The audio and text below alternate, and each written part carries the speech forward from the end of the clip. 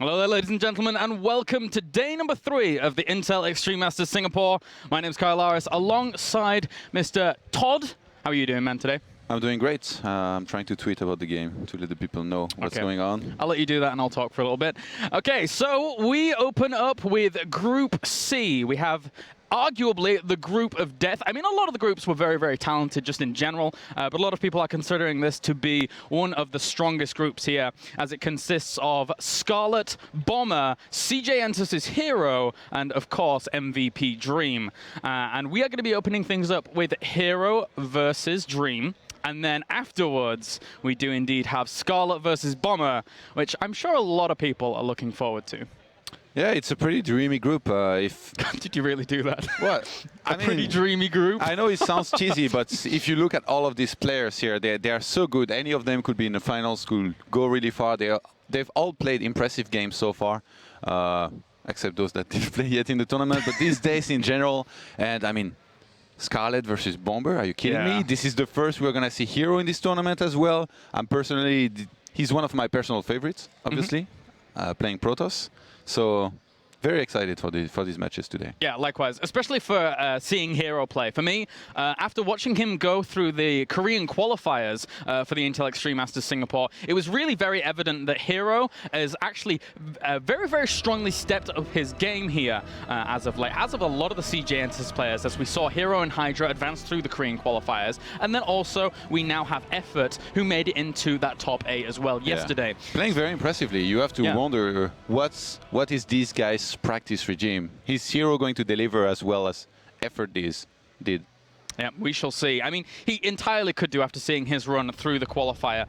But that being said, a lot of his qualifying run was against Zergs, and Zergs exclusively, to be honest with you. So how is he going to match up against a Terran? We've already seen Dream a couple of times in past Intel Extreme Masters. We saw him at Katowice, we saw him at the World Championship in the last season, but we haven't seen him that much lately. So I'm curious as to how his TVP is going to develop. I like how every time we get a face shot of these guys, they just yawn. At least in the morning. Yeah, it's pretty early here. Well, actually, now that I say that, it's not. It's like 11 o'clock, right? So I was like, it's pretty early. For us nerds, it's early. Yeah, for us nerds, it definitely is early. All right, so the first map is going to be Polar Night here between herO and Dream. And Dream has had relative success and relative failures against Protoss in the Intel Extreme Masters. One can only need to think back to the Intel Extreme Masters Katowice, where he actually lost to First in the grand final, and First actually just ran rings around him. Yeah. But the round before that, Dream was able to defeat Parting. So I think this could go either way. Dream is a very, very strong player. It feels like he's maybe a bit of hit and miss sometimes. Yeah. I know that's losing to First and beating Parting, those should not particularly mean that, but I mean, if you look at it, Parting, one of the very best Protoss versus 10, First was also at the time, and those games were all very close too. It's not like First walked over Dream, even though it was a very convincing win. So Dream here definitely gonna look to basically secure his name amongst the best 10 versus Protoss players, possibly not really secure, but maybe reinforce, because he's been doing well, but he's not one of those big household Terran names, if you would think about who the best Terran players might be, the very best. Yeah, I certainly think so. Dream here, a very young guy. He's only 17 years old, now playing at the Intel Extreme Masters Singapore. Let's get into game number 1, as we have spawning up to the northern position as our red Protoss, representing CJ Entus. He is herO. And down to the south, our blue Terran, representing MVP. He is Dream. Funny story, I was in the queue this morning for Subway, at Subway Sandwich, and behind me was herO and his coach, so I thought, why not? I talked a little bit to the CJ coach, really cool guy, and I asked him if herO was good versus Terran, because why not? I knew his first match here was going to be against the Terran, and he seemed, the way he answered, seemed confident enough that I think herO is probably very confident in this match. Yeah. So I cannot wait to see how this goes and what herO chooses to go for in this game. What is going to be his style? Is he going to be macro? I expect something like basically standard macro style with a 1-gate expand into Colossus, into Templars later on, maybe Double Forge, something along those lines. Whereas Dream, he's been one of those Terrans that also plays fairly standard, that is very good with Medivac drops in general, that sometimes will go for greedier builds with a quicker third command center than somebody else will go for. So let's see. I think CJantis just across the board has come into Singapore really, really prepared. And we could quite easily see 3 of the top 8 be completely CJantis with herO, Hydra, and Effort. And even after the top 8, they could all make it very, very deep in this tournament, if not take it all. I mean, they've been looking great over the past couple of weeks. But he does have to contend with Dream here for the first game, and he's no pushover. Dream's just going to open up with the gas and then try and transition on from there. But, you know, relatively economic if he just goes for that command center, especially on the low ground as well. Yeah. Well, what do you think will... Okay. It's a hard question. I'm even scared to answer it or ask it myself. Okay. But herO here, what do you think he opens with? This is his first game in the tournament. He's up against a Terran. And we know he's been doing well versus Zerg. Do you think he goes for a Stargate, or do you think he goes for like the most standard play you could ever see, with like 1 Gate Expand, Robo, maybe 1 or 2 Forge? The pylon behind the mineral line for herO is kind of making me like on edge. Like, what, like what's he gonna do with it? That one pylon, huh? Pretty much. I'm like, well, what's he gonna put back there, huh?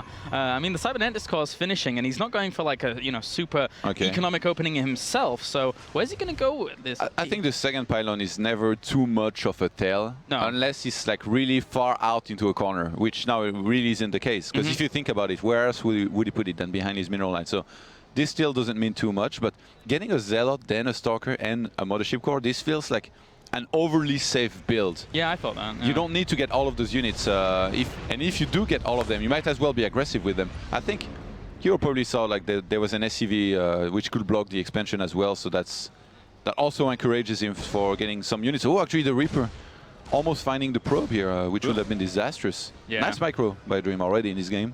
Certainly has to be a little bit careful here, but as you said, because of its over-safetiness, this Nexus is now a little bit delayed here from herO. Not by a huge amount, he's just playing a very, very safe game here for game number 1. And that's, I would say, in essence, a good thing to be doing against an opponent that you actually don't really have that much intel on. The Mothership Core is going to go over there and get the first intel. That barracks of Dream, it's still rallied in the base of the Protoss. Yeah. So those Marines, they're going to start moving across the map. He finally stops them down the ramp, but that Mothership Core might get 1 or 2 kills here. Yeah, it certainly may do. And 1 SCV already goes down. That's a really good pickup here for that Mothership Core. Regardless of it. Oh, wow, it gets a second one as well. Nicely. Oh, third? No. And when I said 1 or 2, I meant 2. You meant 2. Good shit. Oh, good stuff. Twilight Council underway here by herO.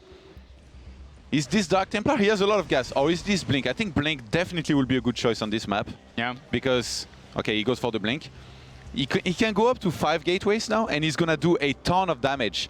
What this Mothership Core did here now is that it was trying to see whether there is 2, 3 barracks or a quick factory, in which case he needs to get a Robo. If there was only barracks, he might have gone for 5 gateways for some huge aggression to try and do a ton of damage, but now he knows he has to get detection, so he gets the Robo behind this, and I think we should be seeing 2 extra gateways being thrown down here momentarily. Actually, herO, he's only mining on 2 probes on one of his assimilators in the main. This is a huge mistake. He's gonna need way more gas than this. So let's see when he starts the additional gateways. Blink is halfway through done, and Warp Gate was already finished, so those gateways, they're actually a little bit late. Now herO basically fully mining almost on the minerals at his natural. He's almost, I mean, he's at 10 probes there. Man, I'm really bothered by these 2 probes in one of the assimilators in the main. I cannot get over it. Like, how long does it take for him to fix this? The quicker, the better. The more he's waiting now, the more gas he's losing. And he's definitely going to be needing gas versus Terran. You need a ton of gas.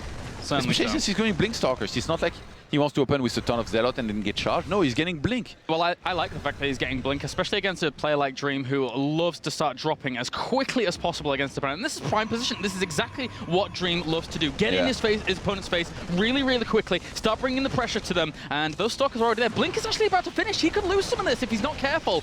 Whoa, we don't mind. Oh, blinked a little bit too early. I think Dream delayed that detonation as well. And it's interesting because I really thought that when you go for Blink like this, you have to be aggressive to make it worth it. But herO now, He identified that, oh, hold on. Oh, keeps on with that drop, and the Widowmine will end up burrowing here. He does have an, actually a fantastic connection. He already got 8 worker kills during this game. Fortune overcharge, does end up getting the medevac as well, though. And this is what I was going to say here. herO, he identified that he was going to be up versus some medevac drop, possibly Widowmines and Marines. Yeah. So he didn't go for the offense. He knew that he was going to have to defend, and that Blink would really help in this. And so he was patient. Now he defended against this, and he knows that behind this, there's no way Terran is ever going to have Steam Pack at this point. There's no way he's going to have Combat Shield. He has to be adding extra barracks.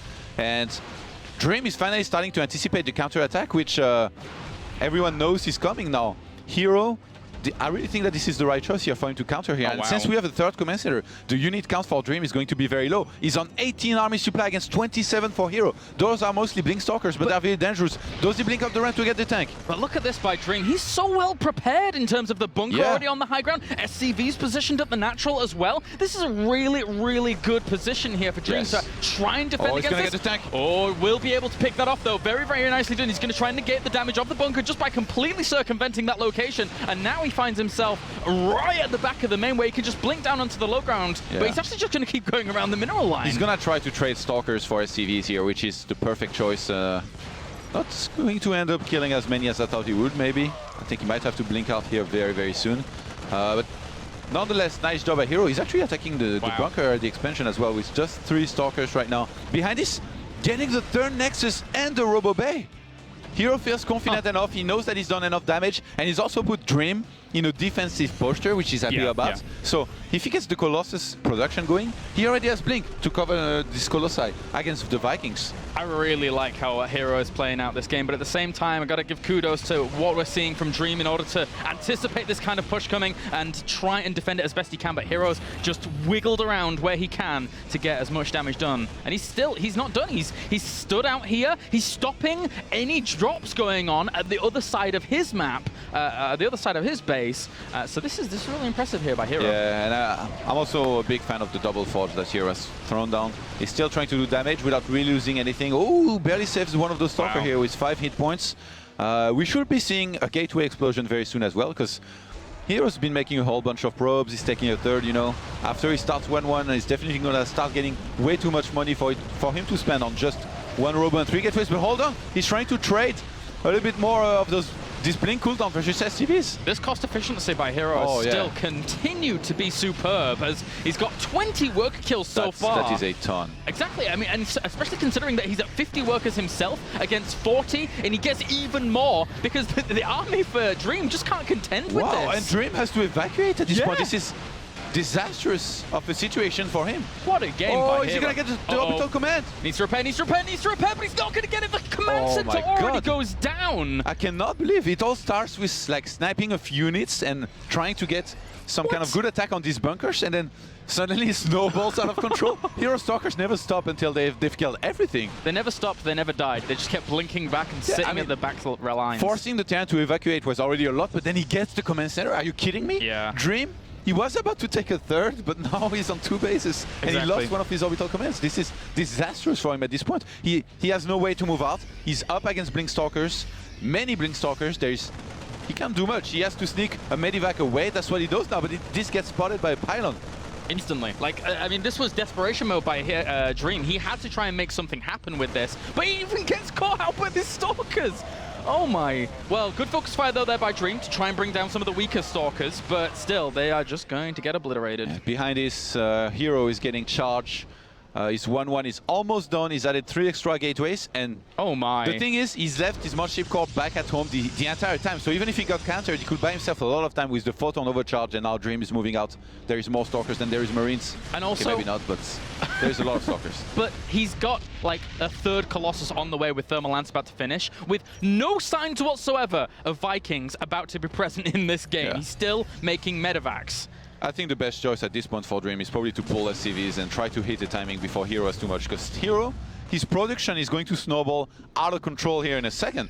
He's on 68 workers against 45. He's got 3 base saturation. As soon as he starts adding something like Archons to his composition, it's going to be almost impossible for Dream to counter him without Ghost. And look, Templar Archive goes down. 3 supply depot were made by Dream, whose supply block right now is going to have 1-1 in a second. I think his only chance is to pull SCVs, or his best chance at least. Oh, and this Observer spots this army here. Oh, and he gets another medevac. This is just a disaster here for him. Oh, but at the he's same out time, of position. Yeah, a really, really nice double-pronged assault here as that medevac did end up going down, but he gets the third Nexus. Nice snipe out there by Dream. Has to get out of there quickly, though, because there's 3 Colossi barreling down on his position. Oh, and Dream is going to stay in there. He has to be careful against this blink. It's very hard for him to escape as well. Nice blink forward.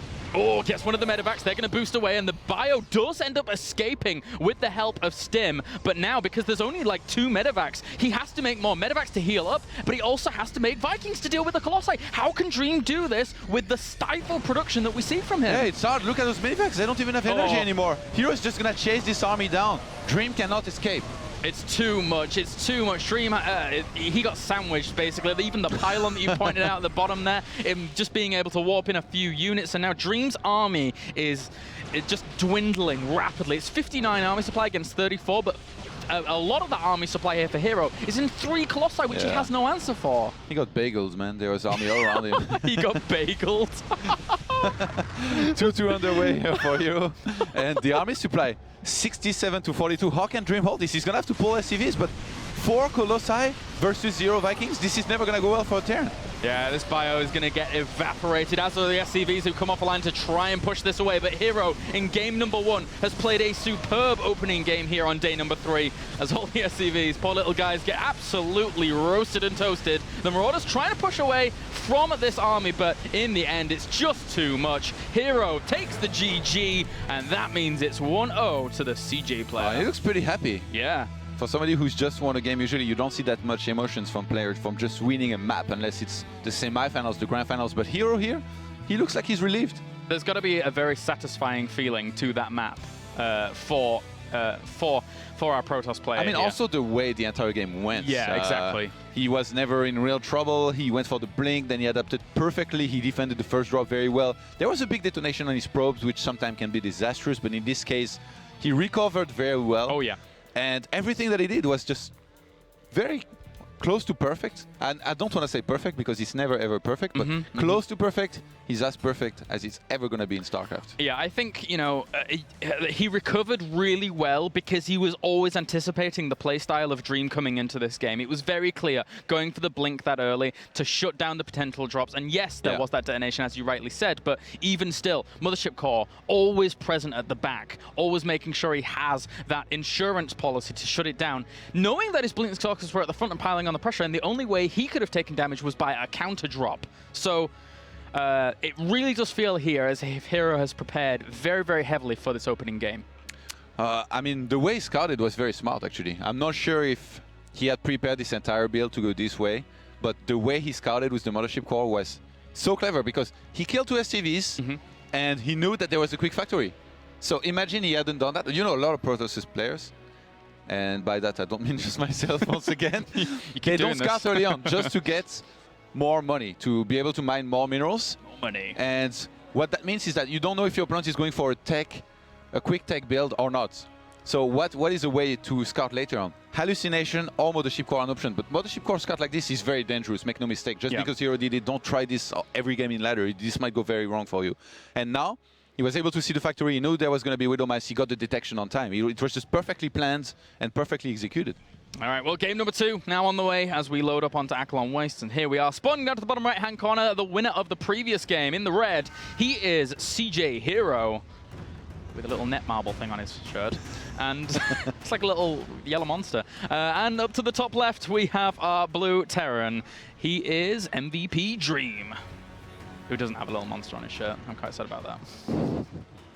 I bet he wishes he had one too. I like little cute things. They're nice. Do you think we could see a Command Center first year out of Dream? Oh, Depot behind the mineral line. Let's see what these players have in store for us here. herO, with the way he planned this and the way I predicted he would play it, it was very similar. Maybe I thought he would play a little bit more standard / generic, how you should play Protoss versus Terran. And by that, I mean without the blink, you know? Just going one gateway expand. His opener was a little bit different. And now I understand why he got the Zealot and the Stalker. and the Mothership Core. The Mothership Core was for scouting, and Zero Stalker is to defend against the Reaper and make sure there is no EB on the expansion as well. Yeah, it really does make sense if you're going to send that Mothership Core all over the map very, very quickly. And he goes for a scout after Gateway, which is not always done, but some of these Korean players, these Korean Protoss, they like to go for this because they want to know if they're up against a gas, just because they know how to adapt so well from there. Man, Korean players, when they play Protoss, it's like the opposite of Europeans. They don't need that extra money. They just want to know. The information is more important to them. Well, I would argue that that is a very, very good case being made here by herO, because information is certainly power when it comes to a game like StarCraft. He's going to head on up, see the command center, and be hunky-dory from there on. He's even going to start harassing this SCV, which is going to force at least 1 or 2 off to deal with that. I think I haven't seen a European Protoss scout versus Terran on a 2-player map since 1982 or something. Wow. Before StarCraft existed.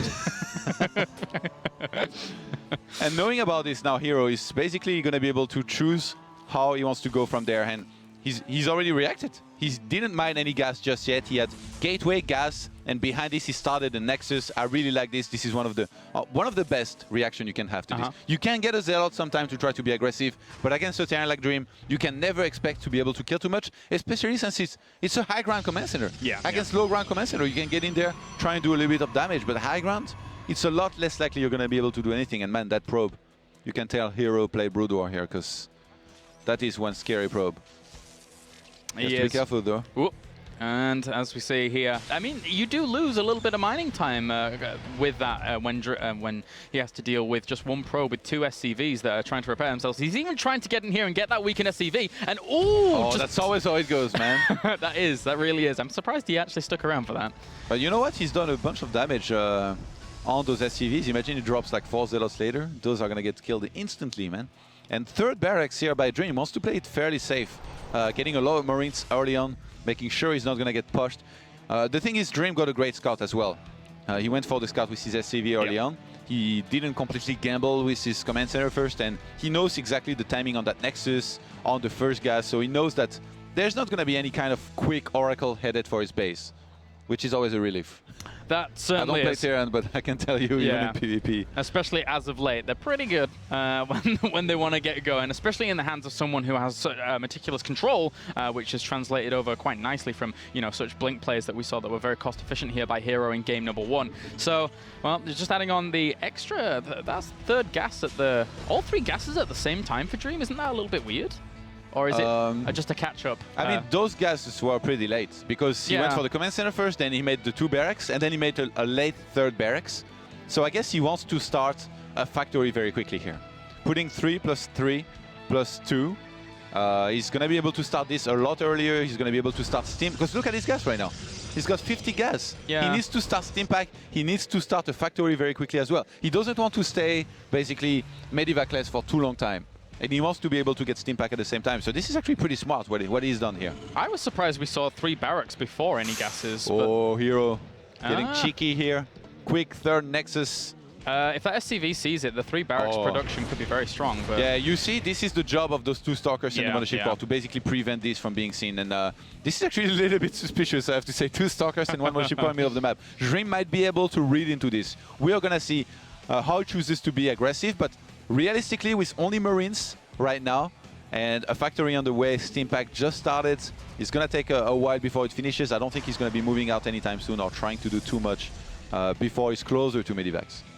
Yep, Bunker's just going to hold strong at the front here whilst this 3rd base goes down for herO. And the thing is that herO, I mean, there's never really any intention to be aggressive here against Dream, considering all of this. And Dream, you know, he's just adding on his extra add-ons.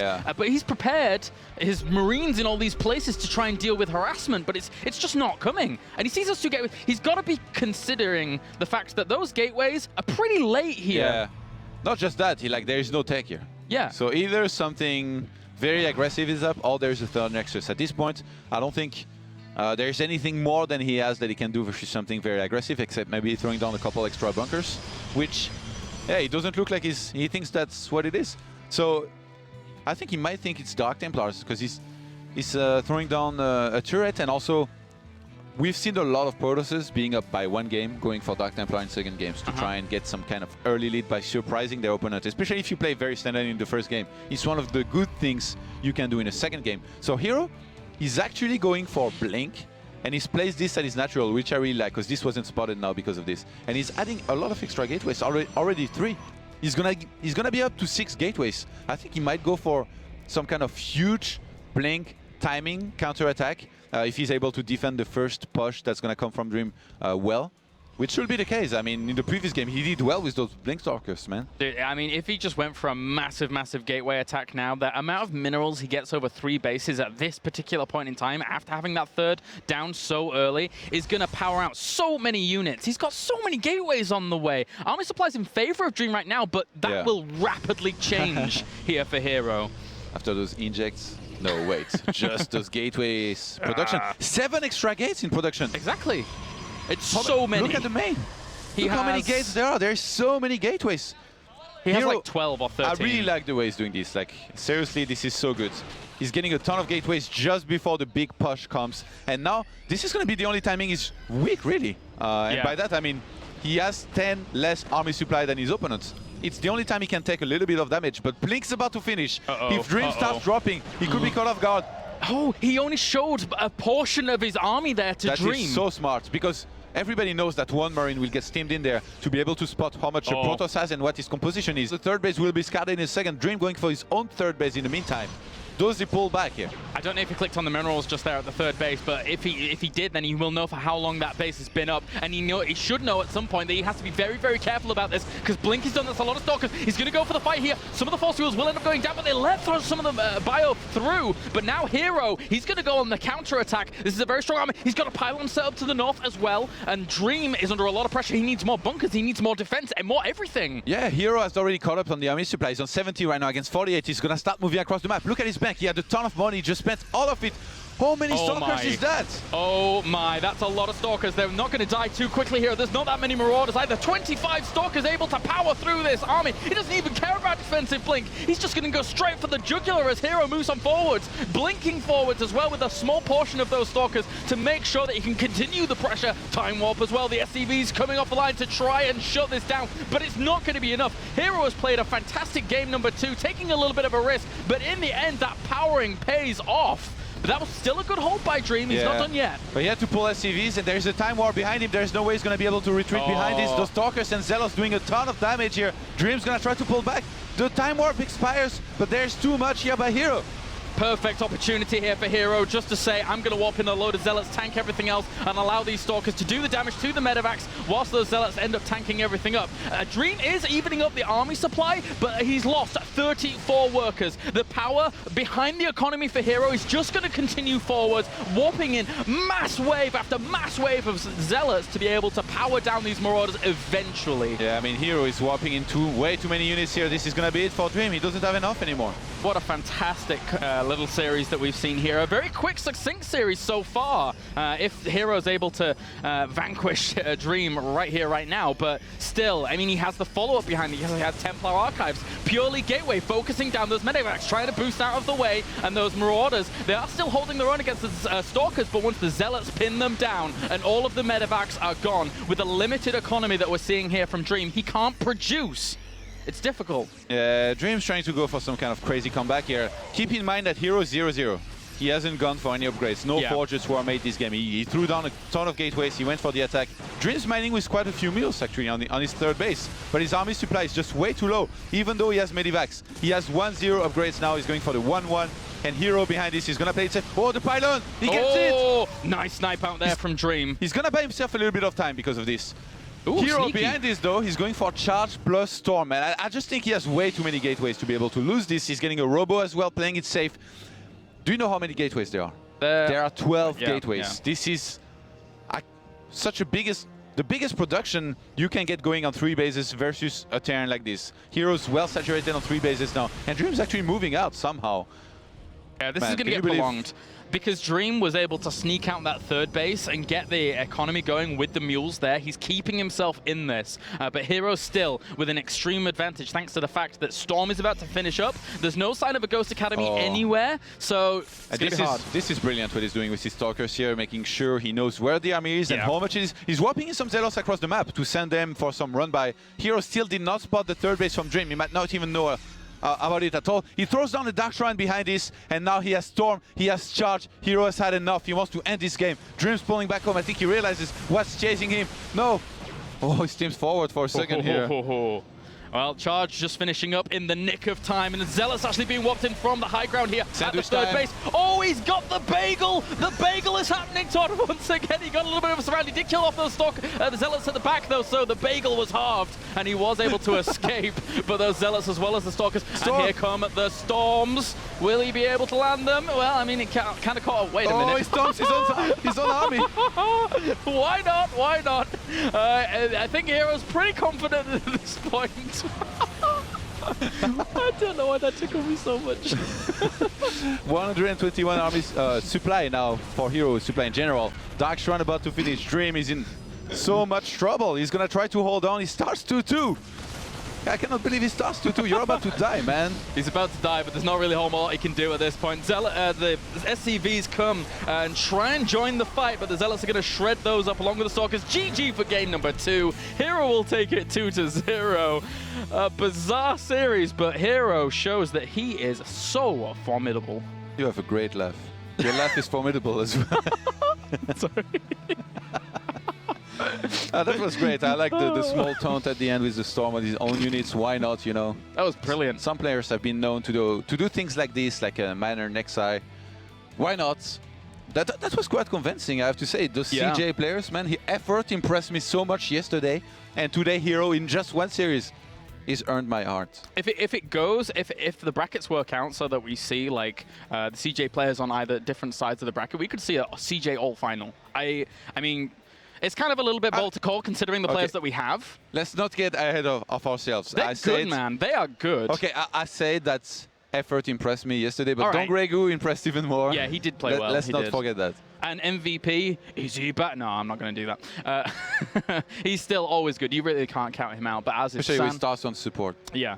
This has been a very, very good tournament so far. And what a day! What a way to open up day number 3. As herO will advance on. He's going to be playing against either Scarlet or Bomber, the winner of that series after this next series which is going on, which is indeed Scarlet versus Bomber. Epic. Yeah, I'm sure a lot of people are going to be interested in this one. We've already seen them play twice during Heart of the Swarm. Bomber was able to take the first series at WCS Season 2, while Scarlet was able to take the second one, as we all remember, back at Red Bull Battlegrounds. So, how paranoid is Bomber going to be for painting bombs? Dude, he's going to cheese. He is going to... That's your take on it? Yeah, yeah, we'll see. Anyway, so that concludes herO versus Dream. herO advances on to that final, potential final match here in Group C, whilst we have Dream having to fall down, and he's going to face off against the loser of Scarlet versus Bomber. Either way, this group unfolds. It doesn't really matter how it unfolds. 2 fantastic players are coming out of it because Group C is stacked. It is. I mean, all the groups here have been really exciting. Even the one group that didn't have a Protoss yesterday, I was not particularly enthusiastic about it. Like, I knew that there could be good games. It was freaking amazing, man. Yeah, it was crazy. Happy versus King Kong? Are you kidding me? I wonder what was going through your mind when you were casting this. Man, I thought those games were awesome. Yeah. The Ravens and everything. It was crazy. Yeah, it was mental. All right, guys. So, without further ado, we're going to go to a short break, and then when we're back, we'll have more from the Intel Extreme Masters Singapore day number 3.